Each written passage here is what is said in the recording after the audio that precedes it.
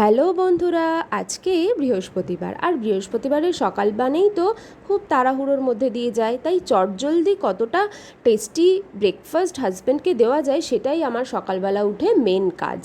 তাই আজকে আমি নিয়ে নিয়েছিলাম দুটো ডিম, অল্প একটু দুধ আর নিয়েছিলাম চিনি। প্রথমে দুটো ডিমকে ভেঙে নিতে হবে, ভেঙে খুব ভালো করে ফাটিয়ে নিতে হবে। ফেটিয়ে নেওয়ার পরে দিয়ে দিতে হবে ওই 1 কাপ দুধটা দিয়েও মিশ্রণটাকে খুব মসৃণভাবে ফেটিয়ে নিতে হবে। তারপরে আমি তার মধ্যে দিয়ে দেবো 1 চামচ চিনি, এবং চিনিটা যতক্ষণ না গুলবে ততক্ষণ একটা চামচ কিংবা গোলানোর সাহায্যে খুব ভালোভাবে গুলিয়ে দিতে হবে। তারপরে একটা স্টিলের পাত্রের মধ্যে সেই ব্যাটারটাকে নিয়ে নিতে হবে।